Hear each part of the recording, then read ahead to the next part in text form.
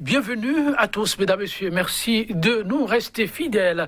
Patrice Talon en pré-campagne présidentielle. L'assertion, vous l'avez déjà entendu plus d'une fois et de façon récurrente tout au début de cette tournée. Balayée tôt d'un revers de main par les caciques du régime au pouvoir, cette thèse, mesdames, messieurs, brandie les tout premiers jours de la tournée, refait malheureusement surface et alimente plus que jamais la polémique, semble apporter de l'eau au moulin de ceux qui s'accrochent à une telle thèse, les multiples annonces ponctuant de plus en plus les déclarations du président béninois, potentiel candidat pour 2021. Tournée de Patrice Talon, reddition de comptes, pour de vrai ou pur prétexte.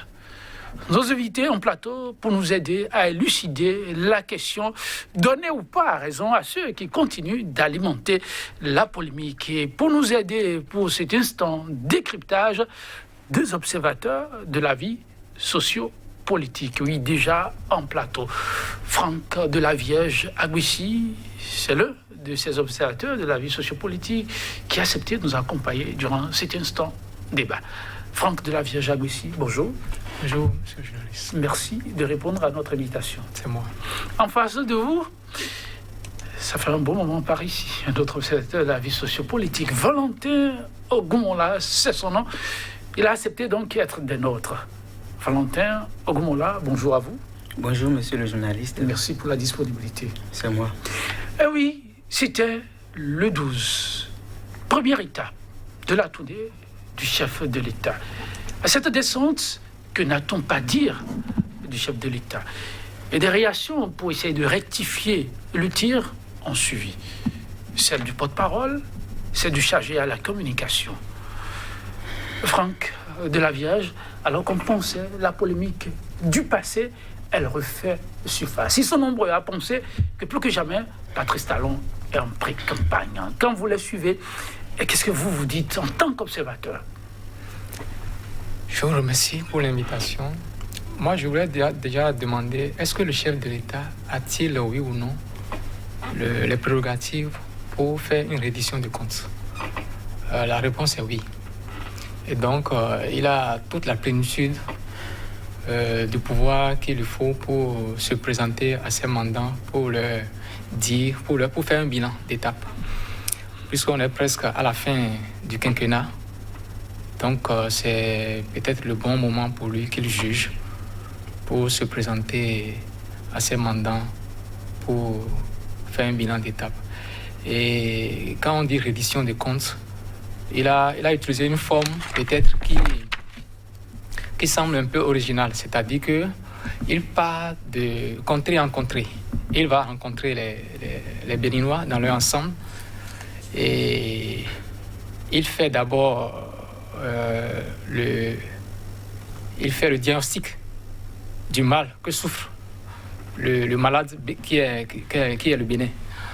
Parce que si vous êtes un médecin et que vous voulez traiter un malade, il faut diagnostiquer le mal qu'il a, le mal dont il souffre. Et c'est le cas de ce que nous observons également avec lui.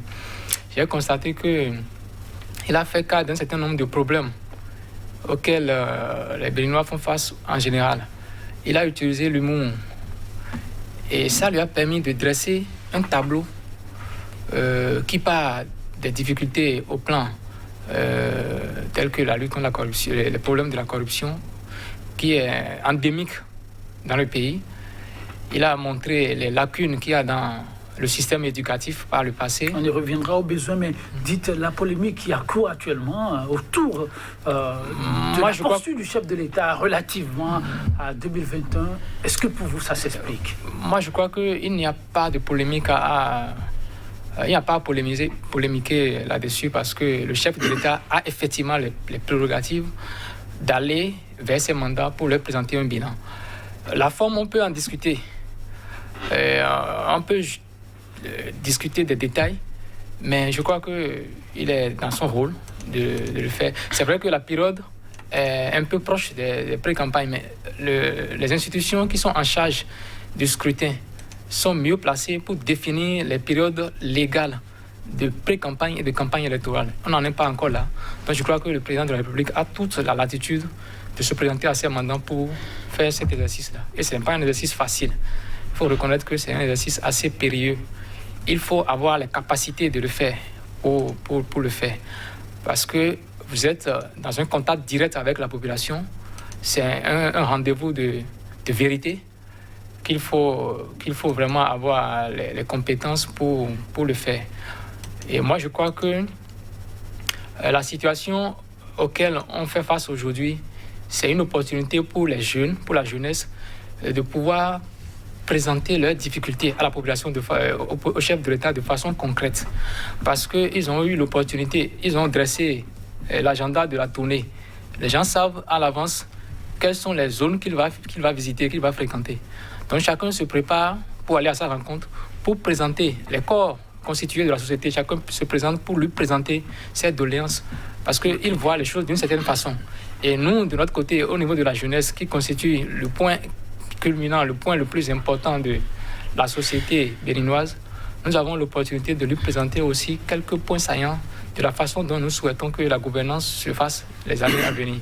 Ok, alors nous revenons sur ce qui semble focaliser davantage l'attention et qui amène plus d'un à penser que le chef de l'État est plus que dans la posture de celui qui vient rendre compte. On reviendra sur ces éléments et apprécierons ensemble. Mais avant, oui, M. Valentin Ogoumola, vous avez suivi votre vis-à-vis. Cette polémique a-t-elle aujourd'hui sa raison d'être? Je pense que polémique, oui, effectivement, ça a sa raison d'être. D'autant plus que les Béninois, pendant 5 ans de gouvernance du président Talon, ne l'ont vu qu'une seule fois, c'était à Parakou en 2016. Et puis depuis tout ce temps-là, silence radio. Et les problèmes étant inhérents à la vie, cela ne voudrait pas dire que les Béninois sont exempts de tout problème et qu'ils ne rencontrent pas de difficultés. Ils ont eu du mal, ils n'ont pas été en contact avec leur président. Ils l'ont cherché, ils ne l'ont pas trouvé. Ils ont prié longtemps, mais finalement le président décide à quelques mois, 4 mois des élections, de finalement se présenter à eux. Raison avancée, reddition de compte de 5 ans de gouvernance. C'est bien beau. Mon vis-à-vis tout à l'heure parlait de bilan d'étape. On ne fait pas un bilan d'étape à 4 mois de la fin du mandat. Un bilan d'étape, c'est un bilan à mi-chemin, à mi-parcours. Peut-être 2 ans, 3 ans, on revient, on vient voir. Encore qu'il s'agit du président de la République. Il est président de tous les Béninois et toutes les contrées du Bénin ont besoin de lui. Tout le temps que nous avons passé là, à Toria-Vamé par exemple, il y a eu des grands brûlés. Nous n'avons pas vu le président aller au chevet de cette population. Mais aujourd'hui, on se présente. Il me semble, hier ou avant-hier, le président était à Tori.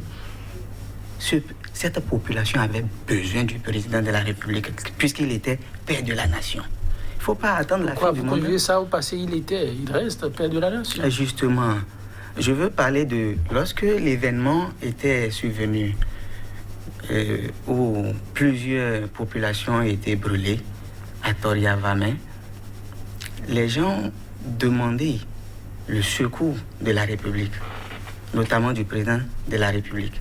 Il est le père de la nation. Vous savez, quand un enfant est malade, il peut y avoir plusieurs personnes à son chevet. Sa maman notamment, d'autres personnes qui l'assistent. Mais le père, le rôle d'un père, c'est très important. Quand le papa se présente comme ça, l'enfant est à moitié guéri. Il peut même ne rien apporter. Mais juste sa présence compte. C'est humain. Mais je vous dis, le président de la République ne s'est pas présenté à Toria-Vamé lors de ce drame. Les gens ont crié partout. Ils ont appelé à ce que le président vienne, ne serait-ce que visiter ces grands brûlés. Le président n'a jamais été. On a mis ça sous le couvert d'un présumé normal communication et qu'on ne voudrait pas faire comme le régime défunt, ainsi de suite. Alors, si hier on a fait ça, c'est pour autant qu'il faut se priver de rectifier le tir. Et en fait, être humain, je ne pense pas que ça soit une mauvaise chose. Compatir à la douleur d'autrui, je ne pense pas que ça soit une mauvaise chose. Le président de la République, je ne vois pas ce qu'il perd en allant rendre visite. Ce n'est pas du populisme. Nous sommes en Afrique, bon Dieu. Nous sommes en Afrique. Où sont nos valeurs? Où allons-nous? Pourquoi on peut dire que rendre visite à des grands brûlés serait du populisme? Je me demande où est-ce que nous allons. Alors, ça fait un moment que ces incidents se sont produits. Patrice Talon, vous le voyez aujourd'hui sur le terrain. Et comme je le dis, pour ne pas s'éloigner trop du sujet, la polémique qui a cours aujourd'hui, ici, hier, il a manqué de faire ce que vous venez d'évoquer. Et qu'aujourd'hui, il prend son bâton de pèlerin pour le faire. C'est une raison pour que l'on le tasse déjà de quelqu'un qui serait en pré-campagne. Pourquoi ne pas considérer que voilà l'homme qui se rend compte que le moment est venu pour justement communier à nouveau de fort belles manières avec son peuple. Monsieur Joël, il faut prendre en compte le timing. Nous sommes à 4 mois des élections, c'est très important. Et vous savez, nous sommes en Afrique et nous avons nos valeurs. Nous avons notre culture.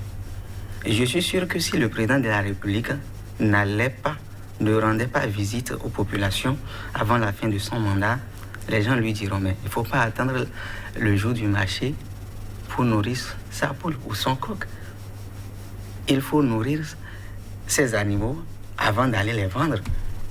Il ne faut pas attendre le jour des élections pour venir nous présenter ce que vous avez fait. Il fallait le faire avant. Et je pense que le président a anticipé sur cela. Il ne faudrait pas entendre ça lorsque les campagnes seront lancées. Je pense, à mon humble avis, que malgré tout ça, malgré tout ce qu'il fait aujourd'hui, il a vraiment déjà accusé de retard. En tout cas, a-t-il accusé de retard? Sera-t-il candidat? C'est vrai, officiellement, l'homme ne l'a pas encore dit. Mais pour les Béninois, aucun doute, Patrice Talon sera candidat en 2021. En entendant de voix, en dehors du termine, on évoque un certain nombre de déclarations du chef de l'État qui, pour certains, ne fait aucun doute sur des idées qui se cachent derrière l'annonce de reddition de comptes faite. Il y a certainement de ces phrases qui vous sont parvenues. Et s'il y en a que vous voudrez bien partager avec nous, et nous donnez, vous, votre regard par rapport à ces bouts de phrases que le chef de l'État a sortis. Moi, je voulais d'abord revenir un peu sur l'aspect de reddition de comptes. Parce que quand on parle de reddition de comptes, il faut d'abord diagnostiquer le mal. Donc, dans ces sorties, il a profité pour, dans ces bouts de phrases, comme vous avez dit, commencer par diagnostiquer le mal dont le Bénin souffre. Il a parlé d'abord de la corruption, qui est le plus grand problème, un des plus grands problèmes dont le Bénin souffre actuellement. Il a donné quelques exemples où il a montré à quel point les gens... On parle de l'argent qui ne circule plus. Et quand on dit l'argent ne circule plus, c'est-à-dire que lui il est en train de montrer à quel point l'argent qui circulait, dont les gens parlaient, c'était l'argent de la corruption. Et il a montré avec, dans les dialectes nationaux à quel point les gens essaient de poncer sur l'économie nationale, sur l'argent qui est destiné au grand nombre. Je viens plutôt sur cette phrase sacrée qui a fait beaucoup réagir. On en a aussi longuement parlé. Je viens sur les bouts de phrases entendus ces temps-ci et qui font réagir certains et qui disent voilà qui est clair, Patrice Talon est en pré-campagne, ça ne fait à l'ombre d'aucun doute. Je vous sers l'une de ces phrases et nous allons ensemble apprécier si vous voulez bien. Le Bénin sera indépendant en matière de production énergétique. Dans 1 an et demi, nous allons vendre de l'énergie au Togo, au Ghana. Alors, cette phrase que beaucoup brandissent pour dire Patrice Talon, là, qui est en train de finir son mandat et qui me dit dans 1 an et demi, le Bénin pourra vendre de l'énergie, c'est la posture de quelqu'un qui ne se voit pas en train de partir. Vous la lisez de cette même façon où vous pensez que les gens font la juste lecture et qui peut ouvrir la porte à ce que les gens taguent de propos électoraux. En fait, ça n'a rien à voir avec des propos électoraux parce que le chef de l'État parle en tant qu'institution. Et tout à l'heure, je vous ai dit qu'il faut tenir compte des différentes étapes de la reddition des comptes. Donc, il a d'abord fait le diagnostic. Et au vu de ce diagnostic, pour que le Bénin décolle sur le plan économique, pour mettre en place un modèle économique adéquat à ce pays, il faut partir d'abord d'un certain nombre de fondamentaux, dont l'énergie. Si on n'a pas une certaine autonomie sur le plan de la production énergétique, nous ne pourrons jamais oser faire de l'industrialisation. Et donc, quand le chef de l'État en parle, vous vous rappelez que c'était en 2016, pratiquement le seul candidat qui avait un programme de société plaisant qui avait suscité l'admiration et l'engouement de tous, qui avait un programme ambitieux, un programme économique ambitieux pour le Bénin. Et donc, il est en train de faire le point par rapport à ce qu'il avait prévu faire pour le Bénin. Et donc, sur le plan énergétique, il fait le bilan. Et quand il le fait en tant qu'institution, représentant de l'institution en charge le président de la République. Et donc, aujourd'hui, c'est une chance pour le Bénin d'avoir une certaine autonomie sur le plan énergétique. Et quand on fait les projections que les techniciens ont fait, certainement qu'il s'est appuyé sur les travaux des techniciens pour dire que d'ici 1 an et demi, le Bénin pourra se targuer de pouvoir avoir une certaine autonomie énergétique et même aller au-delà et de pouvoir s'autosuffire et proposer des services aux pays de la sous-région. Pourquoi pas? Donc c'est une fierté qu'il est en train de brandir. C'est juste un bilan. Juste un bilan, oui. Sur cette déclaration, par exemple, ne faudrait-il pas y voir rien qu'un bilan et pas plus? En fait, c'est une déclaration pour tout Béninois qui devrait être la bienvenue. Qui devrait être normalement la bienvenue. Et cela ne l'est pas? Le Bénin... Pour vous? En fait, monsieur le journaliste, le gouvernement actuel du président monsieur Patrice Talon, je pense qu'il y a un projet qui existait entre le Bénin et le Togo pour la construction d'une centrale électrique. Et nous avons entendu entre-temps que le Bénin est parvenu à ratifier un accord de prêt auprès de la Banque de Chine. Dans le cadre de ce projet-là, c'est vrai que l'accord là existait depuis, mais bon, c'est déjà quelque chose. Mais le Togo devrait aussi emboîter le pas au Bénin pour aller dans le même sens. Finalement, le Togo a décliné l'offre. Alors le Bénin se retrouve seul face au financement, à ce gigantesque financement. Je ne sais pas si jusque-là, le président de la République a pu trouver une solution pour ça. Ce qui est sûr, c'est un projet entre le Togo et le Bénin. Si le Togo n'est plus partant, il y a difficulté. Aussi, je voudrais relever que sur le plan d'autonomie énergétique, j'ai du mal à croire. J'ai du mal à croire parce que les coupures électriques continuent toujours. Nous avons Maria Gleta 2 aujourd'hui qui fonctionne sur du fuel. C'est de l'hydrocarbure qui coûte excessivement cher. Je me rappelle, lors du débat face à face avec Lionel Zinsou, dans le temps, le candidat Patrice Talon disait que lui, il était capable de produire de l'énergie, qu'il ferait en sorte que le Bénin produise de l'énergie électrique sur la base du fuel et que cela serait compétitif. Il avait dit ça. Aujourd'hui, nous avons Maria Gleta 2 qui fonctionne sur du fuel, mais également sur du gaz. Mais juste quelques mois après le démarrage de Maria Gleta 2, on a dû interrompre. Pour raison avancée, la société nigériane qui devrait fournir du gaz est en train de faire la maintenance de ces plateformes, tout ça, et donc on ne peut pas. Mais je me suis dit, le président avait pourtant promis d'utiliser du fuel pour produire de l'énergie électrique à coût compétitif. Et pourquoi arrêter Maria Gleta 2 si le président est capable d'aller trouver du fuel? On s'est posé cette question qui n'a pas trouvé de réponse dans le temps. Aujourd'hui, Et je pense que le gouvernement l'avait annoncé depuis juillet, on devrait avoir une augmentation du prix de l'énergie électrique. Ça a été reporté, il me semble, pour janvier prochain. Si nous devons produire de l'énergie électrique qui va nous coûter les yeux de la tête, je pense que le peuple béninois n'en voudra pas. Une énergie électrique, même si ça existe en quantité et qui n'est pas à moindre coût, je ne vois pas comment les entreprises pourront utiliser cette énergie-là, produire et vendre à un prix compétitif sur le terrain. Je ne pense pas. Donc, dire que nous allons produire, nous aurons assez d'énergie électrique et même transporter, sinon vendre au Togo, au Ghana. Ghana, c'est un pays qui a de l'hydrocarbure. Le Ghana a du pétrole. Le Ghana dispose donc d'assez de moyens pour fabriquer des centrales et être plus à l'aise que nous en ce qui concerne l'énergie électrique. Si on veut oser exporter l'énergie électrique, moi je pense que c'est des paroles, ne serait-ce que pour accrocher les Béninois, un peu comme en 2016, où on nous a dit beaucoup de choses. Monsieur, je profite pour faire rapidement un crochet sur le plan médiatique. Sur le plan médiatique aujourd'hui, je ne voudrais pas ouvrir la brèche. Vous, Sika TV, vous avez eu d'énormes difficultés.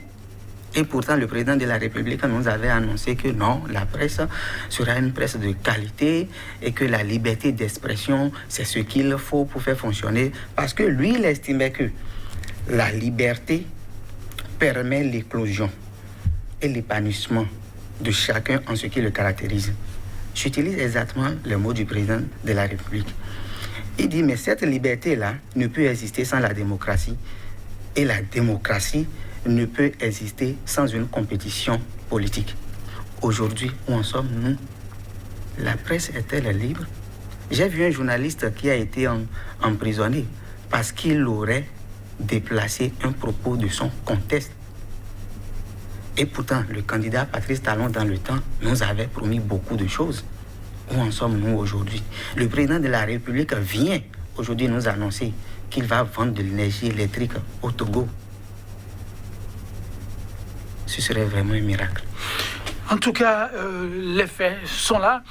On appréciera en son temps. Mais pour l'instant, nous apprécions les données qui poussent certains à croire que là, c'est déjà une campagne électorale qui ne dit pas son nom, même si le temps ne s'y prête pas. Monsieur Franck de la Vierge, nous allons ressusciter le lac Aimé. Ça, c'est appelé de tous vœux d'ailleurs. L'appel d'offres, bientôt lancé, signé du chef de l'État. Cette annonce, vous l'avez accueillie comment? Quand même qui était suscité il y a fort longtemps. Je crois qu'il faut remettre les choses dans leur contexte. L'opposition béninoise aujourd'hui a tendance à se mettre dans la posture de victime de façon permanente. Ce que je voulais dire, c'est qu'il y a trop de l'émotionnel dans ce qu'ils font. Aujourd'hui, on n'arrive pas à lire clairement les postures de l'opposition béninoise. Qu'est-ce qu'ils souhaitent faire? Quel modèle économique ils veulent proposer aux Béninois? Parce que n'oublions pas le contexte économique mondial, le contexte mondial. Nous sommes en train de tendre dans le monde de la réalité augmentée. On parle aujourd'hui de l'intelligence artificielle. On parle des langages de programmation tels que Python. Demain, bientôt, il n'y aura plus de chauffeurs. Et le monde change. Le monde est en pleine mutation. Qu'est-ce que le Bénin veut vendre? Si aujourd'hui, le monde est considéré comme un marché, prenons le cas du marché d'Antokwa, et que le Bénin veut avoir un étalage dans le marché, qu'est-ce que le Bénin veut aller vendre dans le marché? C'est en lien avec la question ou... Tout à fait. Je viens d'arriver là. Pourquoi? Parce qu'il faut présenter le contexte avant de faire le débat. C'est ça. Quand vous voyez le profil du candidat du président Patrice Talon, son profil quand il était candidat, c'est-à-dire c'est un monsieur qui n'est pas venu, qui n'est pas un agent permanent de l'État. Il est venu, il est issu du privé. Et aujourd'hui, quand les gens parlent, on fait des critiques à l'État, l'État du Bénin, on parle de démocratie, de recul du système démocratique. Démocratie, parlons-en. Parlons-en de la démocratie. En fait, le président Patrice Talon est issu du privé.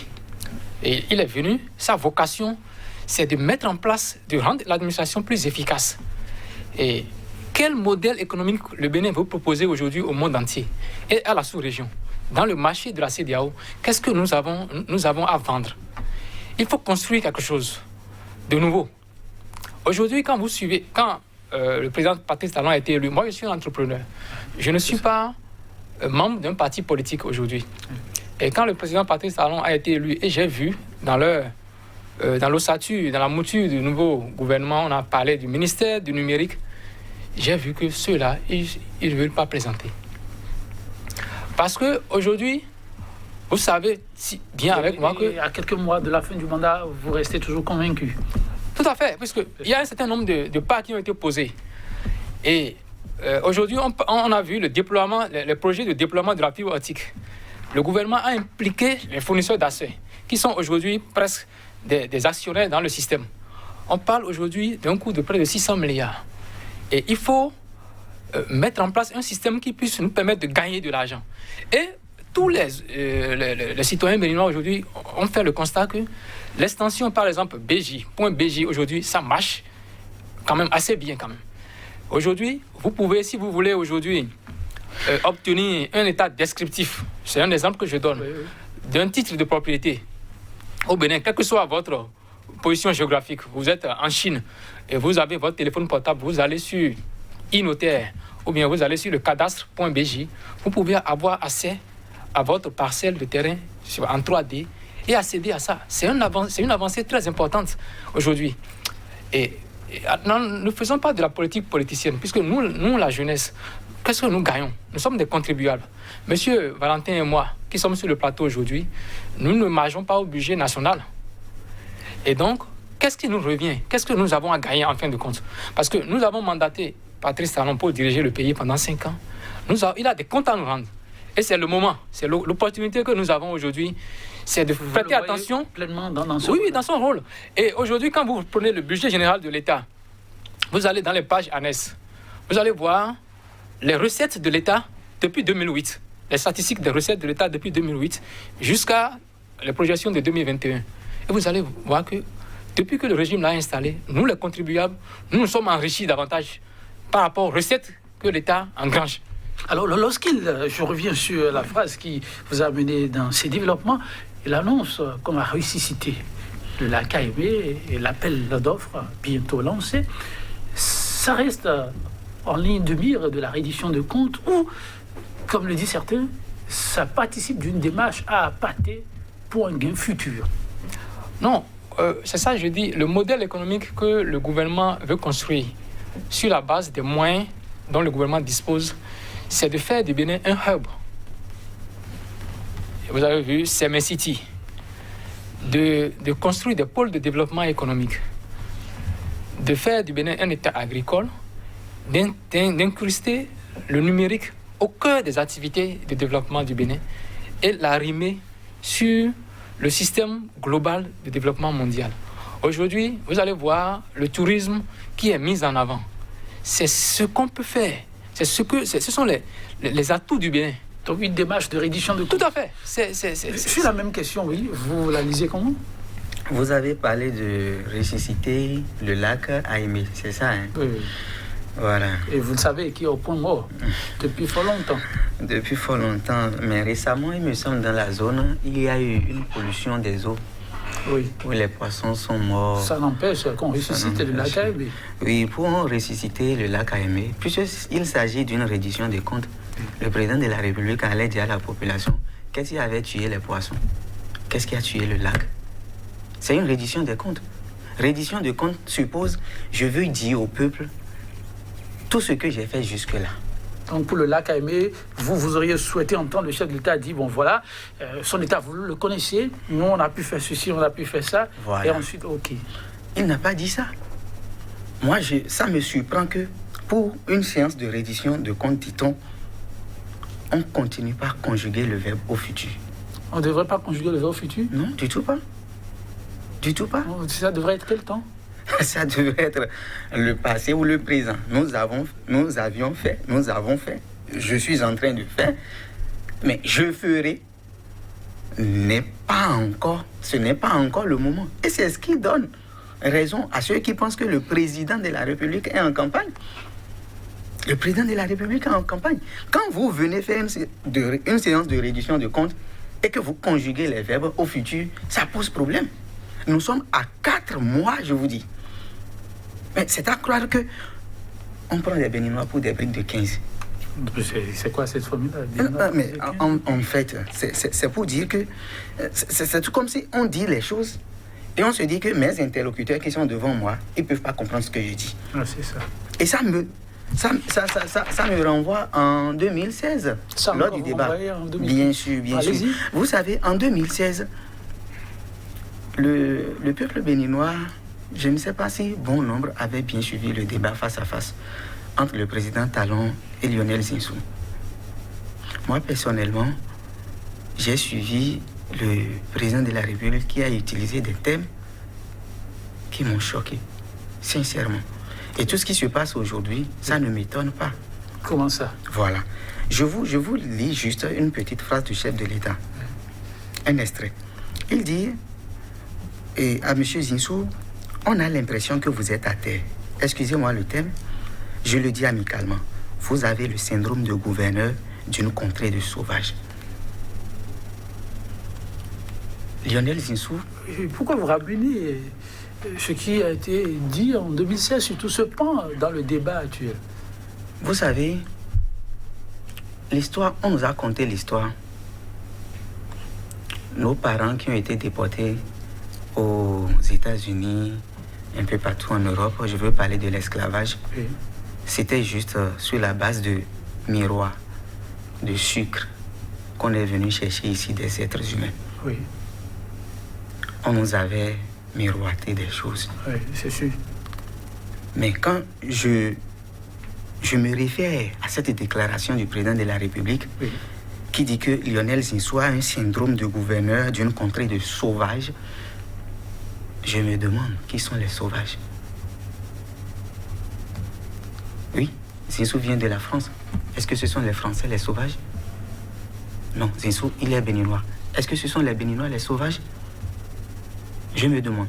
Mais si on me parle de séance de reddition de comptes et qu'on vient devant moi, au lieu de me dire ce qu'on a fait, on continue à me faire miroiter l'avenir.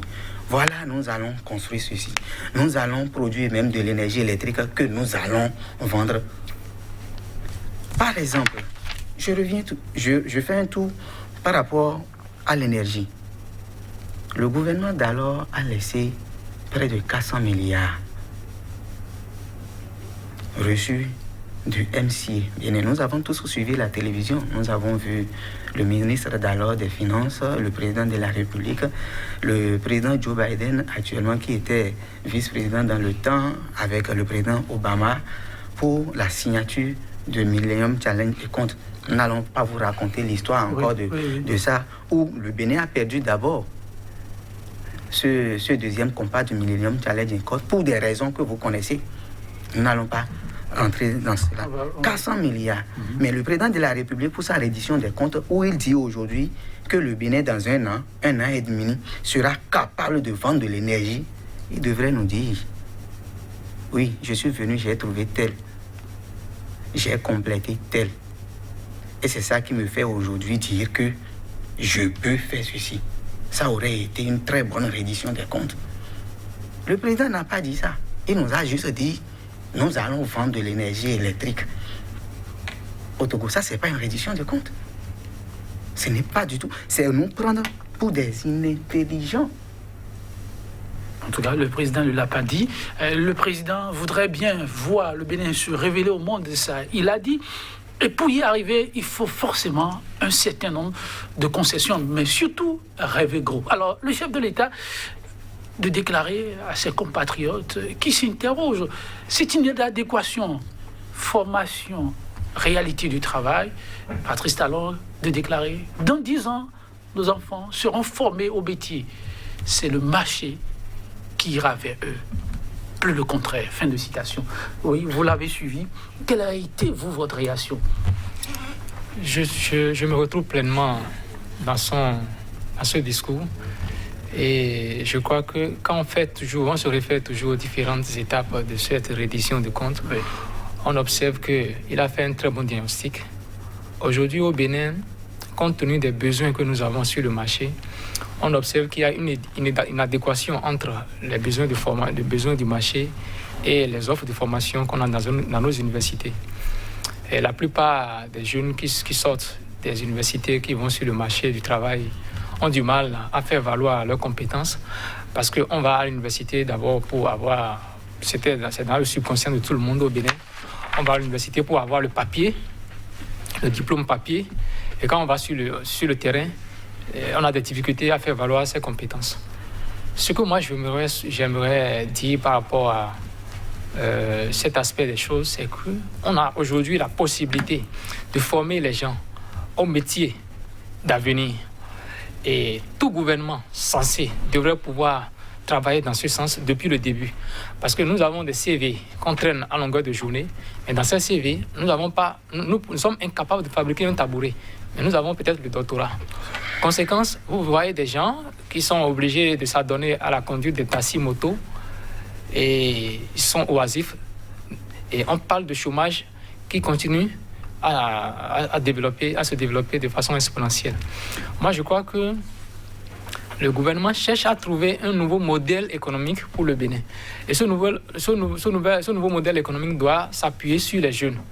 Et il faut avoir une formation de base pour pouvoir se faire vendre sur le marché de l'emploi. Et je crois que le chef de l'État est en train de mettre le point sur cet aspect-là. Il faut reconnaître que la mouture de notre éducation nationale ne permettait pas aux gens d'avoir accès à la formation. Par exemple, les lycées qui étaient là, les outils que ces lycées-là utilisaient n'étaient plus en adéquation avec les outils qui sont utilisés aujourd'hui. Donc, c'est une volonté affichée du gouvernement. Nous, on est là pour observer, pour voir comment ça va se faire. Je crois qu'ils ont d'abord suspendu les formations générales qu'il y a sur le marché, l'attribution des agréments aux écoles qui délivrent des formations générales dans le secondaire. Et ils ont voulu envoyer des gens en formation parce qu'aujourd'hui, on parle de savoir-faire. Qu'est-ce que vous savez faire? C'est ça qu'on vous demande. Donc, objectivement, moi, je crois que l'opposition béninoise doit pouvoir être capable de reconnaître le diagnostic. Et moi, quand j'observe bien la tournée du chef de l'État, je crois qu'on peut prendre ça peut s'apparenter à une tournée comme sous forme de conférence nationale économique. C'est ça. Parce que vous avez vu, la conférence nationale des forces vives de la nation de 1990 nous avait permis de régler un problème politique, le modèle démocratique. Parce qu'il y avait la révolution, il y avait un modèle arrimé sur le marxisme-léninisme. Avec la chute du mur de Berlin, on a été obligé de revenir sur le bloc qui l'a emporté sur le reste, donc le capitalisme. Donc quand on suit bien la conférence nationale, ça n'a pas pu régler le problème du modèle économique béninois. Ceux auxquels les politiciens de tous bords n'ont pas réussi à trouver une solution adéquate. C'est vrai que peut-être chacun dans son coin rumine, mais il faut qu'on s'asseye un jour pour dire, voilà comment moi je souhaite qu'on voit le Bénin dans 10, 15, 20 ans. Alors là, vous sortez quelque chose, il faut qu'on s'asseye pour dire, voilà comment moi j'aimerais qu'on voit le Bénin d'ici. Vous voulez dire qu'à l'étape où le Bénin en est, il urge d'une nouvelle assise? Je ne dis pas forcément, puisque le gouvernement qui est élu estime avoir une certaine légitimité du peuple et estime avoir un programme de société à mettre en œuvre. C'est pour ça que je dis que ce dont le président de la République parle aujourd'hui, oui, c'est un problème du quotidien du Béninois. Quand vous allez aujourd'hui dans l'administration publique, est-ce qu'il n'y a pas un problème? Est-ce qu'il n'y a pas... Oui. Peut-on dire que l'administration publique n'a pas un problème? Il y a un problème d'efficacité qui se pose. Quand vous allez au niveau de la santé, il y a un problème qui se pose au niveau de l'éducation. Parce que le vrai problème qu'il y a, c'est quoi? Si pendant les 25 dernières années, nous avons été incapables, sur la base du diagnostic que nous avons fait, nous avons été incapables de développer le Bénin. Sur la base du diagnostic que nous avons fait, nous avons été incapables de porter le Bénin vers un certain niveau de vie. Si nous avons été incapables de le faire, ça veut dire que nous avons échoué. Il faut que nous puissions être capables de le dire. Quel que soit notre niveau intellectuel, le Bénin, nous avons échoué durant toutes ces 25 dernières années. Est-ce qu'on est en train de sortir la tête de l'eau? Aujourd'hui, il faut poser les diagnostics, les vrais problèmes. Et c'est ça que le chef de l'État est en train de faire. Merci beaucoup. Et issue la question. Oui, en fait, ça me fait rire à la limite. Vraiment, quand ce que j'entends dire par mon vis-à-vis, en fait, à la fin d'un quinquennat, le président Talon en 2016 était venu avec un projet de société et où il nous avait annoncé beaucoup de choses. On ne savait pas que on allait prendre 5 ans pour faire diagnostic. Qui a dit qu'on a pris 5 ans pour faire Il vient de diagnostic? dire ça. Est-ce que vous avez compris? C'est ce qu'il a dit, Évoluer, en fait. évoluer, oui. Donc, prendre 5 ans pour faire diagnostic, et c'est maintenant, on vient dire au peuple que demain, là, nous allons former vos enfants pour qu'ils soient compétitifs, afin que les clients viennent vers eux. Je ne sais pas de quelle école est cette théorie. En tout cas, moi, j'ai suivi une formation en gestion aussi, et nulle part je n'ai entendu dans une théorie dire que c'est le client qui vient vers le vendeur, ou que c'est le client qui vient vers un chef d'entreprise. Non. Vous faites en sorte que les gens savent ce que vous vendez. Au besoin, vous allez identifier les besoins des gens pour leur vendre ce dont ils ont besoin. Il faut se battre pour avoir une part de marché. La part de marché ne vient pas chez soi. Non. Dire à nos enfants, faire croire aux parents que demain, que c'est le client que c'est le client qui viendra vers eux, c'est de l'utopie. Ça n'existe nulle part au monde. Mais est-ce que le président de la République a dit à ses parents-là qu'il y a la loi d'embauche qui dit que les sociétés, les entreprises peuvent renouveler quasi indéfiniment leur contrat de travail? Pourquoi devrait-il le dire? Ah, bien sûr, c'est très important. Il faudrait que le président de la République fasse savoir à ses parents-là aujourd'hui dans quoi leurs enfants seront demain. Il faudrait que le président de la République dise aux parents de ses enfants que la loi d'embauche lui permet, lui, d'engager des collaborateurs extérieurs qui sont chichement payés, contrairement à nos cadres de l'administration aujourd'hui, dont les primes ont été supprimées. Mais ça paraît quand même, je ne sais pas, en tout cas moi, ce sont des choses qui révoltent. Le président de la République, M. Patrice Talon, a été élu. Il a suscité beaucoup d'espoir. C'est vrai que on était plus ou moins dubitatif. On se disait, est-ce qu'il allait parvenir? Est-ce que c'était bien? Est-ce que ce n'était pas bien? Mais on se disait, bon, ok, accordons-lui le bénéfice du doute. Et à l'arrivée, qu'est-ce que vous dites? À l'arrivée, c'est une déception. En tout cas, personnellement. Une déception. Écoutez, c'est juste le regard, vous l'avez compris, mesdames, messieurs, de la jeunesse au sujet de cette tournée. On y reviendra sans doute, car la tournée, elle se poursuit. Alors, monsieur Franck de la Vierge Agbessi, si vous devez faire une adresse à l'endroit de tous ceux-là qui voient Patrice Talon en campagne présidentielle, que leur diriez-vous pour conclure? Je voulais profiter pour dire que, en fait, la loi sur l'embauche est une opportunité pour le Bénin parce qu'aujourd'hui, nous sommes dans un monde où c'est le capital qui domine. On parle du capitalisme. Et c'est ceux qui ont les capitaux qui font la loi.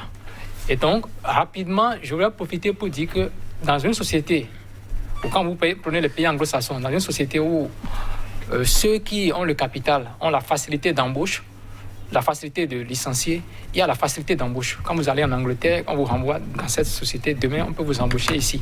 Ça veut dire quoi? Ça veut dire que si je suis un propriétaire, chef d'entreprise, et je n'ai pas la latitude de renvoyer quelqu'un, de licencier quelqu'un, ou je suis confronté à des lois qui sont assez rigides, j'aurai du mal à en recruter. Votre conclusion? Ma conclusion, c'est que nous sommes dans la bonne dynamique. Nous sommes en train de faire les choses. Ce qui se passe actuellement au Bénin, c'est une opportunité pour la jeunesse. Merci à vous, monsieur Franck de la Vierge. Et vous, votre conclusion? Ma conclusion est toute simple. Nous sommes environ à 4 mois des élections et je pense que le miracle est encore possible. Que le chef d'État nous surprenne très agréablement. Nous avons confiance en lui. La jeunesse l'attend. Merci d'avoir été des nôtres. Oui, la voix de la jeunesse, elle compte pour bâtir un Bénin merveilleux. Vous avez écouté quelques voix parmi tant d'autres.